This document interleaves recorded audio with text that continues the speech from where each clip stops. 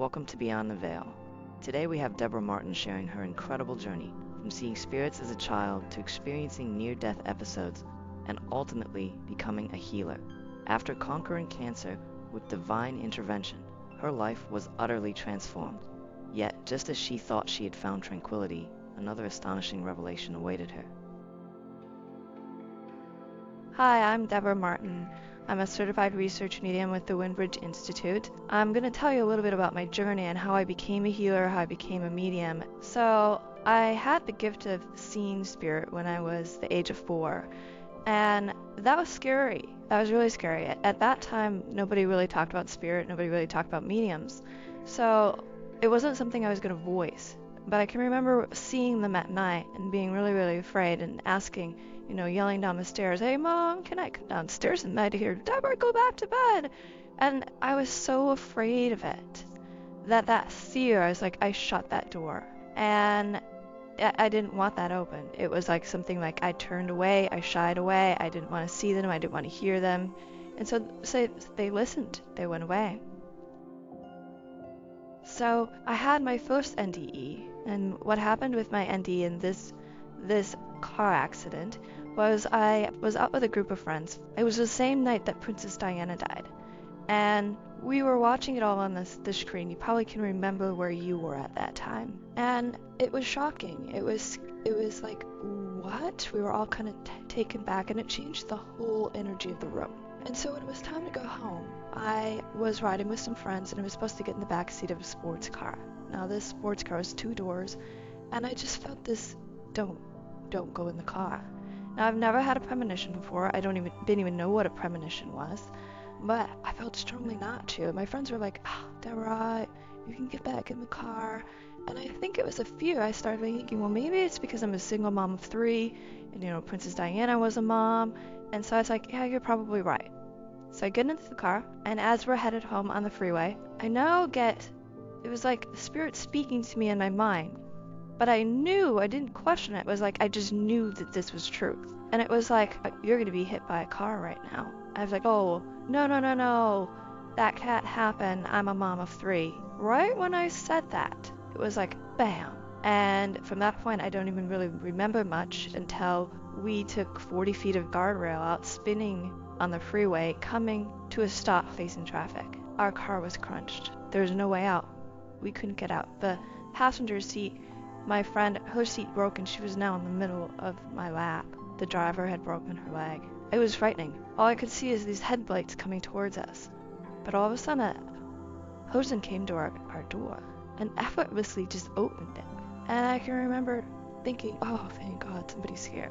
And this person carried each of us in the embankment. And at that point, he just was like, you're going to be okay. You looked at me, you're going to be okay. And I said, yeah, but I'm wearing this ring, and it's bent, and it's my finger's bleeding. Can you just help me get this off my finger? I'm in so much pain. So he took my finger, he put it in his mouth, he used his teeth to bite and bend the ring to get off of my finger. And at that point, I now have his teeth marks, right? Didn't think anything of it at the time. Well, now all the ambulances are coming, and the fire trucks, and everybody's coming from the right. So naturally, I look over to the right. Well, when I looked to the left, that being was gone. No one saw them. All of us did. We all got kissed on the forehead, said, you're going to be fine, I'll see you again. I have his teeth marks to prove that he was real, but he disappeared. That whole experience opened my whole door of what was that? What is divine intervention? What is a premonition? How come I heard that? So it started to open that door again to the afterlife.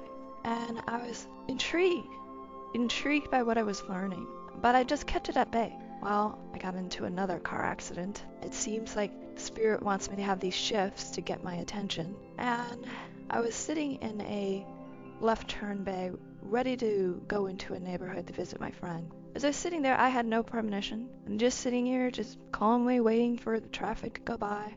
All of a sudden, I'm out of my body, and I'm watching it from another dimension, looking down below, going, oh my God. And now I feel this being behind me, and this being behind me says, are you ready? I instantly knew that meant are you ready to stay here?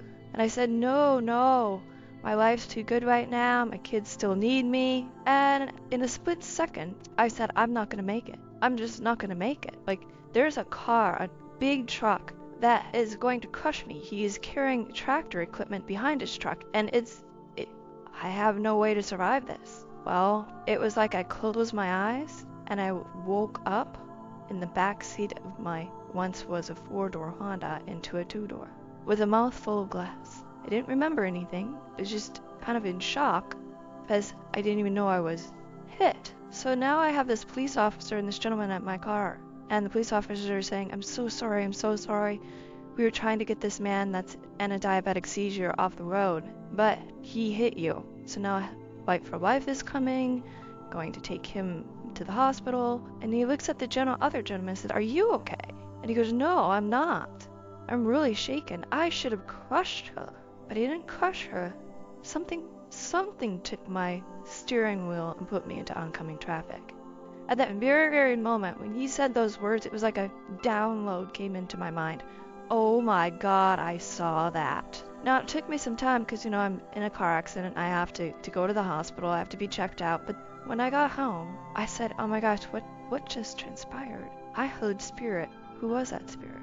I was in another dimension. Is there such a thing? Well, I knew it was because it was the core of who I was. I know without a shadow of a doubt what I saw, what I went through. So now I'm like, I can hear spirit. I started dabbling into, can I hear other people's loved ones, friends, loved ones? And that kind of opened my whole door to mediumship. And later I did get tested by Dr. Gary Schwartz and Dr. Julie Beischel, and that's where I got my certification. And you can learn more about that through the Windbridge Institute. But I needed to get tested because science is my backbone and I didn't know if this was real. So now I'm doing mediumship. That is what I'm doing for others. It becomes not just for fun, I'm now doing it for a job. Many years later, I developed an illness. I was being seen by Mayo Clinic and they couldn't figure out what was wrong with me. I was down to like 90 pounds. I couldn't leave my bedroom. I would be in a fetus position. If I took a drink of water or even a little tiny bit of cracker, I'd be in extreme pain. And for anybody that's delivered a child and knows that pain of having to deliver a child, that's the extreme pain I would be in if I even took a bite to eat. Well, that went on for months. And eventually I was asking God, please take me. There's no quality of life. And I get choked up right now even talking about it because I couldn't fathom leaving my children and my grandchildren now. But I had a young daughter who was in 3rd grade at the time, and I just knew that my life, I didn't have any quality. It wasn't being selfish, it was I just couldn't take the pain. So I remember one day, as I was asking God to take me, that I remember seeing spiritual surgeons come in my room. I wasn't afraid, I'm seeing spirit all the time. But I thought, they're here for me, what they're going to do. As I was laying down, I saw the spiritual surgeons start working on my abdomen. Before long, I had a cut in my abdomen. I felt them cutting, and the pain was excruciating. At some point, I thought, I don't know if I can take this. I just don't know if I can take this. I took a deep breath, and I said, Deborah, you have to. So let's just remove your mind. Remove your mind from what's happening. So I closed my eyes, and I took a deep breath, and when I did, I relaxed, but I came out of my body. I now was floating up. I didn't know where I was going, but it felt so peaceful. I just was so grateful that I was able to release myself from what they were doing. I had no idea where I was going. And as I flew up and came to this spot where if you looked out an airplane and you see all the clouds, I felt like I was just standing on clouds. And I'm like, oh, this is where I'm supposed to be. This is a space. I'll just remain in this space. But then all of a sudden I seen this beam of light coming towards me. And as the beam of light came closer, I now saw this beam of light carrying my body. Now I call this beam of light God. And I didn't think about this till later, that it was my soul that was watching this all transpire. And I followed God, and he took my body and he placed it on a beam of light. There was also a coffin next to it. And I can remember saying, wow, that coffin's really pretty. It's a glass coffin. Wonder what it would feel like to be in it. Probably not a good idea to go try it out. So he proceeds to take me in this dome. And I said, why do we need to go into this dome? I'm asking lots of questions. This is because this is between you and I, and if I'm taking you into this dome, this is between you and I, and I'm taking you into this dome so that no one in the universe can hear what we're going to speak about. And I can remember sitting down at a table. I wasn't facing God. God was now standing behind me. Kind of just like when I was in that car accident and I felt that being. Who was that? That was God giving me that choice. So here I am, sitting at a table, and I see this long piece of paper in front of me. And I said, Deborah, you're on borrowed time, but this is your lifelong contract. And you can reverse things today. And I said, but why would I want to reverse things? I'm in pain, and I asked you to, I want to be here. I feel love, I feel safe, I feel healthy. He says, no, you have a gift that you need to go back with, and you need to complete this mission. And so I looked over the contract, and I saw the word health, I saw prosperity, I saw voice, and amongst some other things, but I didn't see my future. I just saw these bullet points, and I didn't look back at what my life was before that. Just this page. I can remember questioning God, well, it says health. It has to say healthy, because I'm not going back to that. And I can remember seeing the word L-Y, the letters L-Y being added. He asked me to sign it, give an oath. I signed the paper, and he said, date it, 1/1/1. Don't forget this date, he says. This date, all things are reversible, and so are these numbers. And so is what you're going through. I asked if I could still please stay there. I felt so much at peace. I asked if I could stay there because I felt so much peace. And I didn't want to go back to feeling pain. Could I see my parents that are on their side? Could I see, other loved ones? Could I see my childhood dog? No. He said, if you see them, you probably will not want to go.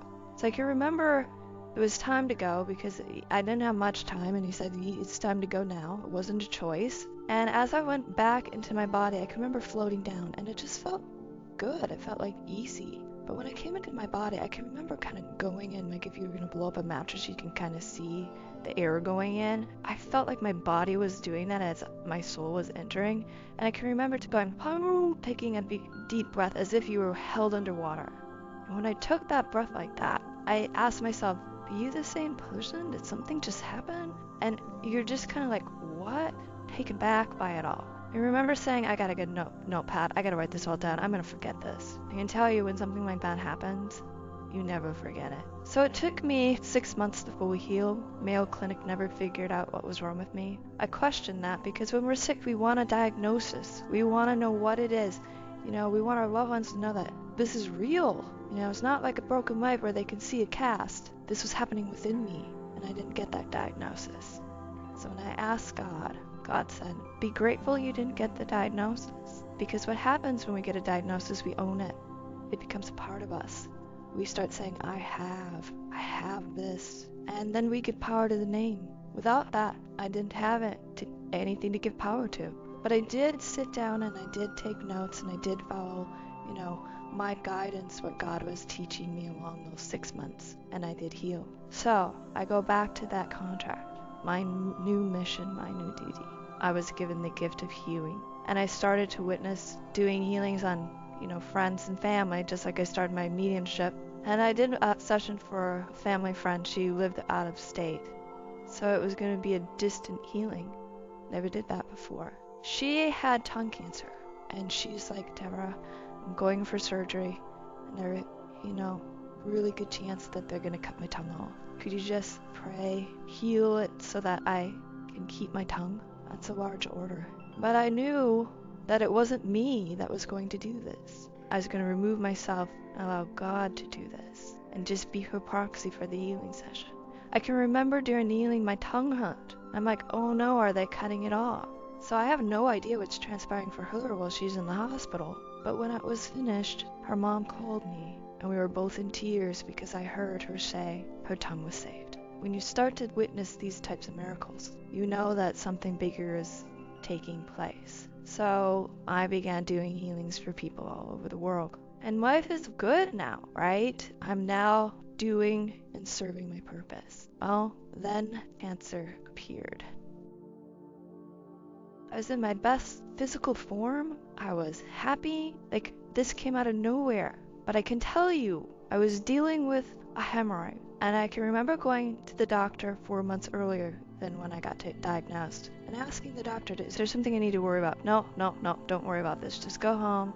Everything's going to be fine. Well, 4 months later, I wake up hearing the voice telling me loud and clear, you need to get this removed now. And when you hear something like that, when you hear the words, you need to do something, pay attention.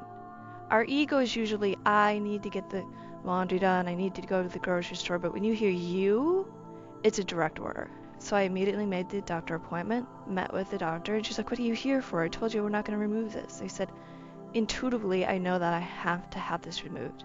She argued with me. I can remember her arguing with me, even to the point where I'm laying bent over on the table when everything's prepared to take it out. She's leaning over the table going, are you sure? It was as if I was standing in my truth with what I heard from who I say is God, or am I going to listen to this doctor who's begging me not to take it out? Well, she did take it out, and 4 days later she made the call to me and said, I'm so sorry. I can't believe I was almost not going to take this out, but you have anal cancer. When anybody hears that word, it stops you in your tracks. It's like life and everything else is a blur. I went into prayer and I said, I can't really say why me, because why not me? But I'm helping heal so many other people, and now you want me to have cancer? Or why would my body get cancer? What is this for? I have compassion. I don't understand. So I can remember going for my first cancer treatment, and I'm gonna have an IV, but before I take the cancer treatment, I have to take 18 chemo pills. When you have to do it for the first time, you're like, you really don't want to do this. But I had to come from a state of gratitude. So I decided to get a really beautiful dish out and put them in a dish, hold them up to God, ask Him to bless my medicine, and take 2 by 2 at a time. And by doing so, I was giving gratitude for the medicine that God made. Now I'm going to step back a few steps here, because one of the things I asked God is, since I'm a healer, should I seek medical help? And the answer that I received was, use every tool in your toolbox, Deborah. I created all of it. I work through the physical and the spiritual surgeons. I create the medicine for you to take. And so I did. But I did it with God. And I digested those pills and I walked through it. And I can remember saying, they'd say, we're going to fight cancer. It didn't feel right to me. So I would lay down on a healing table and I'd say, okay, what do I need to do? Love yourself and love your cancer.